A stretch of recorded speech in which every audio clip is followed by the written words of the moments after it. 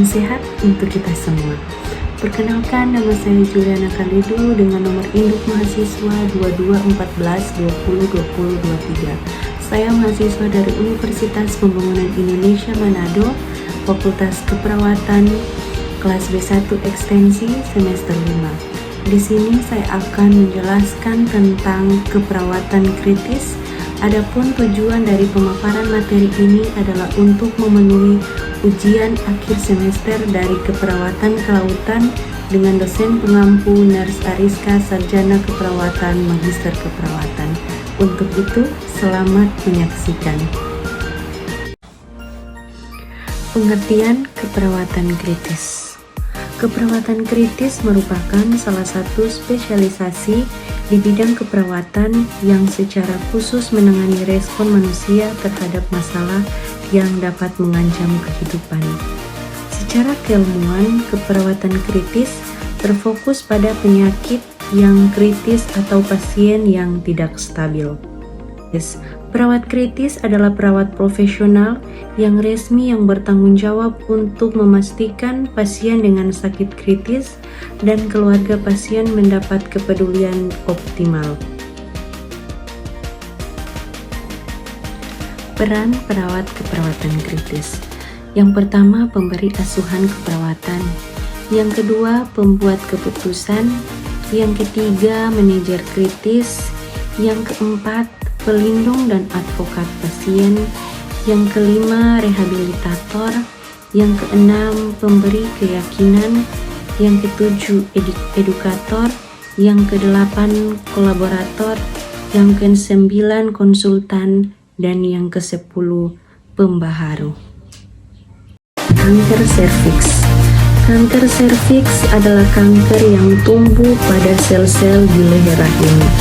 Kanker ini umumnya berkembang perlahan dan baru menunjukkan gejala ketika sudah memasuki stadium lanjut. Oleh sebab itu, penting untuk mendeteksi kanker serviks sejak dini sebelum timbul komplikasi serius. Penyebab kanker serviks. Kanker serviks terjadi ketika sel-sel yang sehat mengalami perubahan atau mutasi.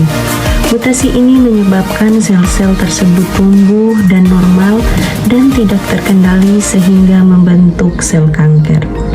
Belum diketahui apa yang menyebabkan perubahan pada gen sel-sel tersebut. Namun kondisi ini diketahui terkait dengan infeksi human papilloma virus atau HPV yang bisa menular melalui hubungan seksual. Angka harapan hidup bagi penderita kanker serviks yaitu yang pertama stadium 1, angka harapan hidup yaitu 90% atau lebih. Yang kedua stadium 2, angka harapan hidup yaitu 60-80%. Stadium 3 yaitu angka harapan hidup adalah 50%. Dan yang keempat yaitu stadium 4, angka harapan hidup yaitu kurang dari 30%. Pengobatan dan pencegahan kanker serviks.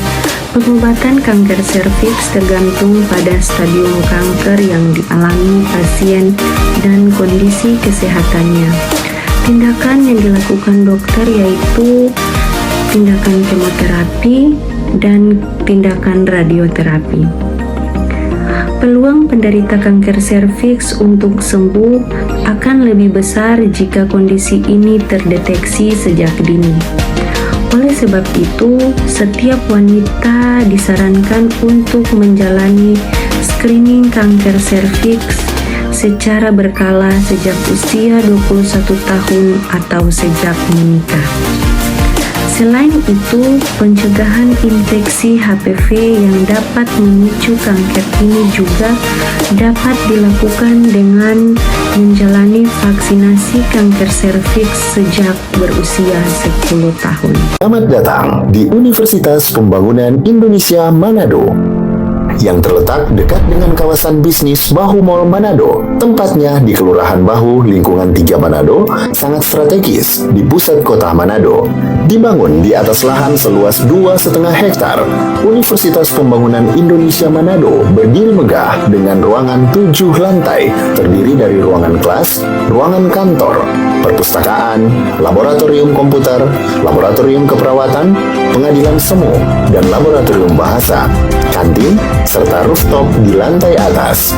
Universitas Pembangunan Indonesia Manado memiliki 6 fakultas dengan program studi, yaitu Fakultas Pertanian, Prodi Agribisnis, Fakultas Hukum, Prodi Hukum, Fakultas Teknik, Prodi Teknik Elektro dan Teknik Sipil, Fakultas Ilmu Sosial Ilmu Politik, Prodi Ilmu Politik, Fakultas Sastra, Prodi Sastra Inggris, Fakultas Keperawatan, Prodi Ilmu Keperawatan, dan Profesi Nurse. Didukung oleh sumber daya manusia yang berkompeten dan tersertifikasi, Universitas Pembangunan Indonesia Manado memiliki dosen dan tenaga kependidikan dengan latar belakang S2 dan S3 lulusan dalam dan luar negeri.